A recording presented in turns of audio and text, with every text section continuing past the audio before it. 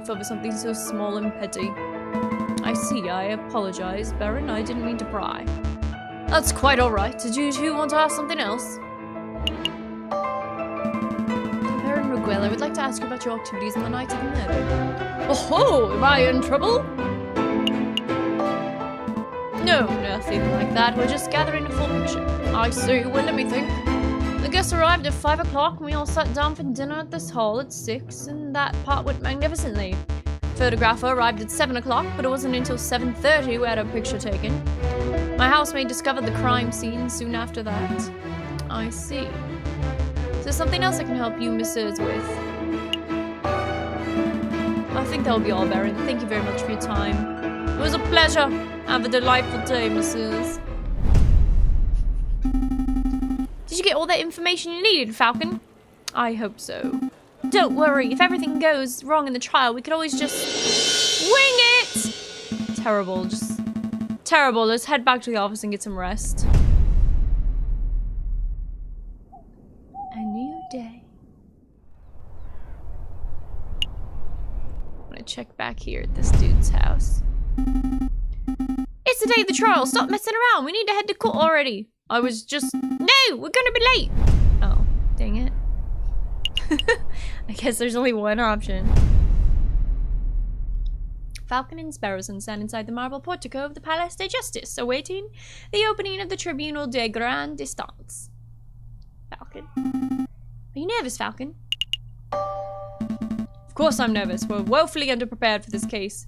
2 days. We only had 2 days to prepare. How are we expected to get anything done in that time frame? Calm your feathers, Falcon. We can do this. I wonder if we can, since we didn't get in to see the other guy. Should have broken into his house. It's the right choice. Is there anything you need me to do? No. We've got a handle on things. Falcon was just telling me how confident he's feeling about the case. That's wonderful. I know you two will pull through. Let's move it along, fellas. I'll be watching from the inside. Do your best for me, Monsieur Falcon. We will. Are we ready? Yes, we're ready.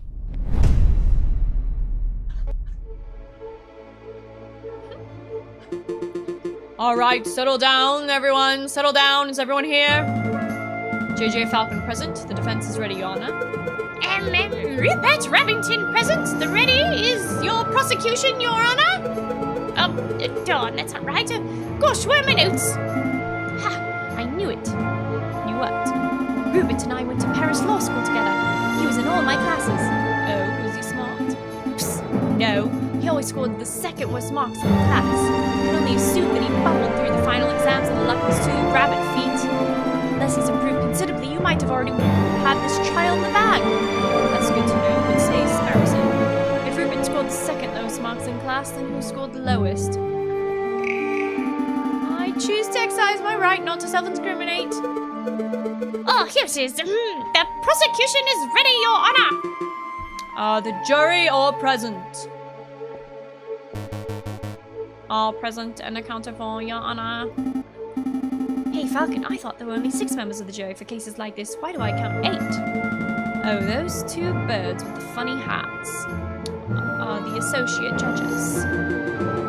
Everything seems to be in order, so let us begin. The court is now in session for the trial of Dame Cataline de Meow. Prosecution, please call your first witness to the stand. Oh, gosh, but they are already... Okay, I choose to call the officer in charge of the murder investigation, Inspector Voletti, to the witness stand. Inspector Voletti, please approach the stand and recite the oath. As you will, Your Honor, I swear to speak without hatred and without fear, to tell the whole truth and nothing but the truth. Monsieur, no, Inspector, please state your name and occupation for the record. My name is Inspector Just Voletti. I am servant to the law, a scourge of gutter rats that plague this city. I have enforced the law for over 20 years, and I shall continue until I bring the infamous Viridian killer to justice. My path begins 18 years ago. Let's stick to the questions, Inspector. Of course, Your Honor. Oh, great. I was hoping we'd have one of these bumbling, cuddly officers when set us up with the lawfully goody two-shoes. But mother if he saw her littering. So, Inspector, is it true that you're the lead investigator on the case? That is correct. I was among the first to arrive at the scene of the crime. Then perhaps you can walk us through what you witnessed upon your arrival? Absolutely. Just after 7:30, we were alerted and brought to the scene of the house made by Baron Brungreel. At the scene of the crime, we found Dame Cataline de Meow. Why is the music getting so freaking loud? Calm down, music. You're getting really loud. She was standing over the corpse of Monsieur Grinwy with his blood on her paws. Well, that sounds like an open-shut case in my humble opinion, and no more questions, Your Honor. Bloody paws? Nobody told me that detail. Keep it together, Falcon. You're about to be given the opportunity to cross-examine the witness. That's your opportunity to find flaws in their testimony. Of course, I know this. You may begin your cross-examination. Cross-examine the witness to find flaws. Select a key phrase you find suspicious. Great.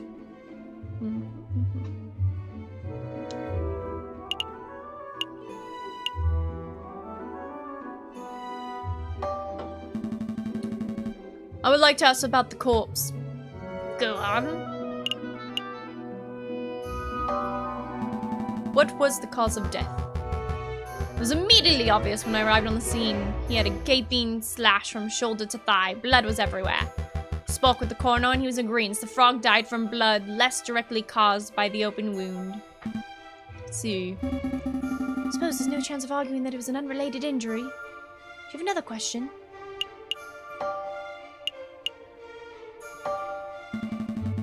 Could you describe the cut?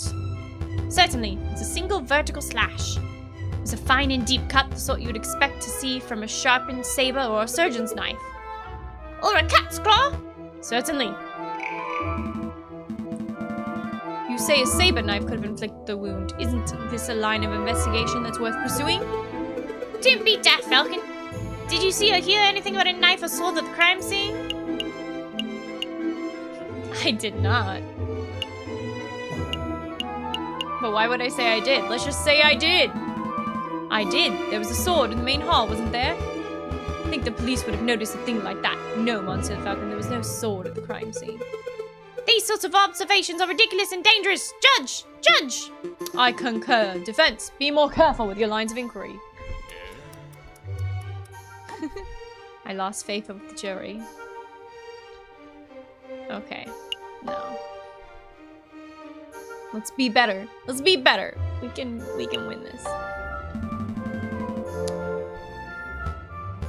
Correct. Blood clung to her like guilt to a convict. Whose blood was it? Ha! What a question. It was Monsieur Grinwy's, of course. How can you be so sure? I object! This line of questioning is absurd. There's only one murder victim that night, Falcon. The blood on her paws could have only belonged to one person. Judge! Falcon's trying to delay the trial by asking pointless questions. I'm afraid the prosecution may have a point. Monsieur Falcon, do you have any reason to suspect the blood belonged to someone other? I do. I do, Your Honor. I have more than suspicion. I have evidence that the blood on Dame Cataline's paws had nothing to do with the murder. This is foolish! Time wasting, Falcon! The blood on Dame Cataline's paws didn't come from the victim, then where did it come from? Stick. On the evening of the murder, Dame Cataline ate a bloody rare steak! Is this true, Monsieur Robinson? Well, in a manner of speaking, I suppose steak may have been on the menu. Then, Inspector, would you acknowledge that the possibility that the blood on the lady's paws did not belong to the victim, but to the stick? Well... Wait, don't answer that! It is a possibility. No!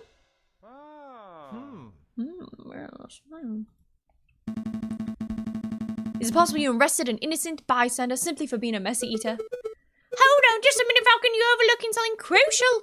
Dame Cataline is a big boy's kitten. She no doubt was brought up with flawless etiquette and a perfect table manners. She would have eaten with a steak with a fork in her left hand and a knife in her right like a proper civilized animal. How could she have gotten blood on her paws?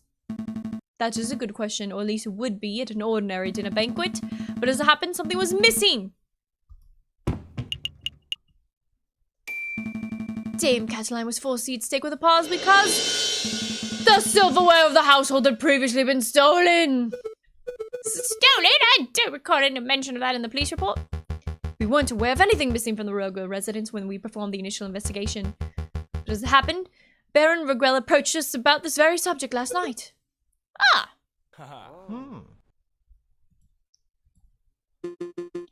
What is the meaning of this? Bloody steak, misplaced silverware. Inspector, was your investigation so lax that you overlooked these basic facts? Lax? My investigation? Judge! I assure you I am the most thorough investigator on the force. Then it is amazing that the Parisian force managed to solve any crimes at all. Oh dear. Be on your way, Inspector. Perhaps do a little inspecting for your next case. Fine. So be it, messieurs. Until next time. Yes, of course. I call upon Monsieur Rabito, the photographer.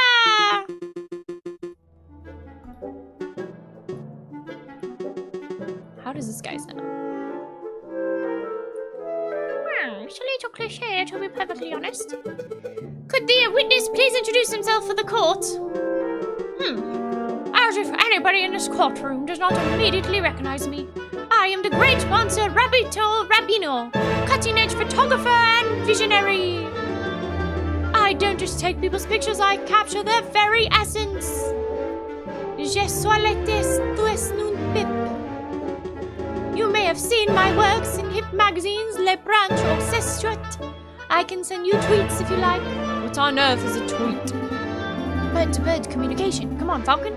It's the 19th century. Get with the times already. Yes, your works are very impressive, Monsieur Rabino, but let's get down to business. Could you tell us your activities were on the night of the murder? Very well. I was hired by Baron Ragu to capture the evening's events. I arrived at 7 in the evening. I pointed my camera and captured the beauty of the banquet in one fantastic photograph. Then I billed Baron Regrell and left, like a true artist. And with regards to the photograph, what did you photograph? I thought you might ask. I brought a copy so you all could see. Oh, very good. Let's take a closer look. My word, it's an exquisite picture. Let's see who we have here. We have Baron Ragu the lion. We have Signor Patois de Miao. And we have the housemaid Colleen Duchat, who I suspect may have snuck into the picture uninvited. As you can see, 2 people are clearly absent. The first is the victim. The second is defendant Dame Cataline Meow. De Meow. Very suspicious. Just a moment, Monsieur Rabbiton. This proves nothing. So the defendant and the victim were not photographed. That doesn't mean they were in the garden together at the point. Hold your horses, Falcon. I'm not done. Prosecution may continue. Behind the photograph subjects, we see a wall. Probably time. It's 7:30. Why is that significant? Well, as the Valetti told us earlier, it was the exact time the murder took place. Do you see, Falcon? Every subject has an alibi in the time of the murder, save for Dame Cataline. Falcon, something is fishy. In the jail cell, Dame Cataline told us she was present when the photograph took place, but I don't see her. That's true. I can't use her testimony as evidence. It has too little weight. If I want to prove to Monsieur Rabino's photograph's not valid, I'll have to dish evidence of my own. Your Honor, I would like to cross-examine the witness. Very well. The defense may proceed. It's a waste of time you ask me. Photographs are rock-solid evidence.